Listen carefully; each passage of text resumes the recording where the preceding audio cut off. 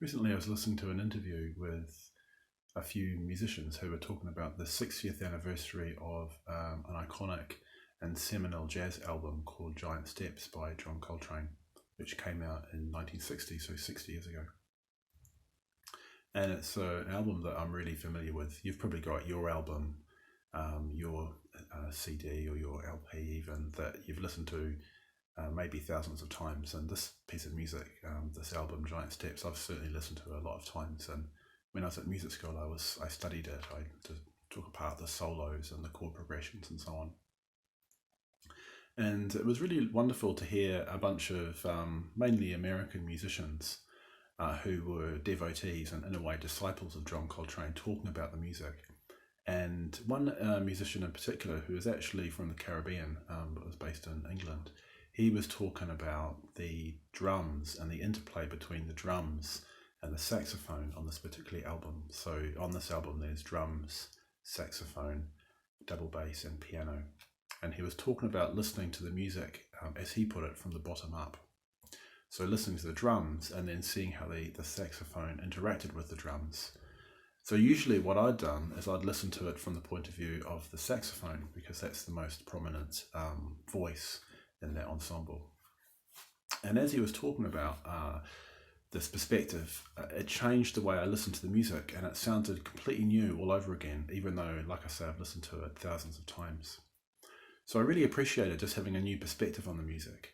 And I realized that in a way there's a correlation there with Buddhism, with our practice of it.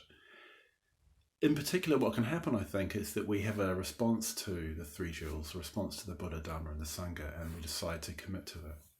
And we might express that in terms of doing things like reciting the refuges and precepts, of doing a meditation practice, and so on. And what can happen is familiarity can mean that we stop seeing what it is that we're doing. We stop really seeing what it is that we're engaging in.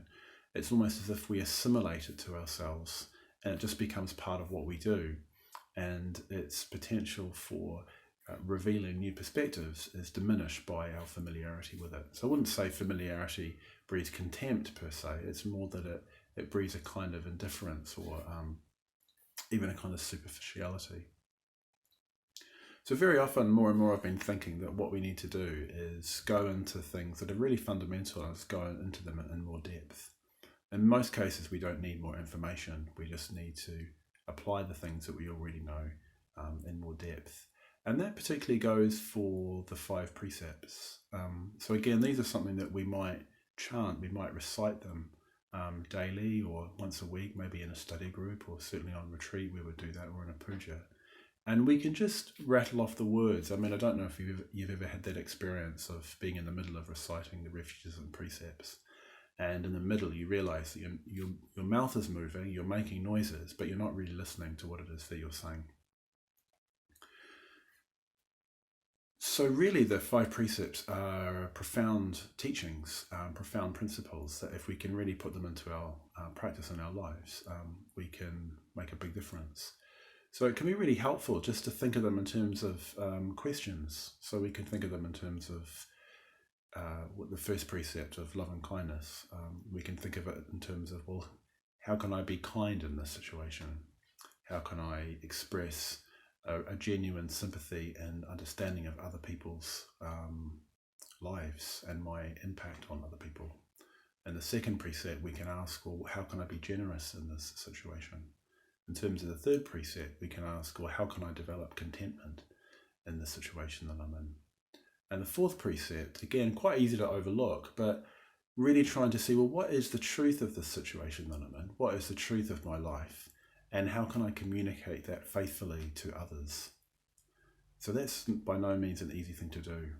And then, of course, the fifth precept is a precept about cultivating awareness. So how can I do that? How can I cultivate more awareness?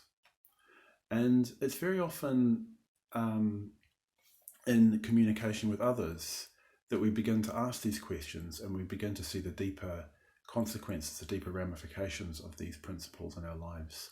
So when I listened to this piece of music, I had somebody who had a deeper understanding of the music, helping me to have a deeper appreciation of the music. And that's what happens when we communicate about the Dharma with ideally somebody who's more experienced than us, but even somebody who's got a similar commitment. We can mutually deepen our understanding.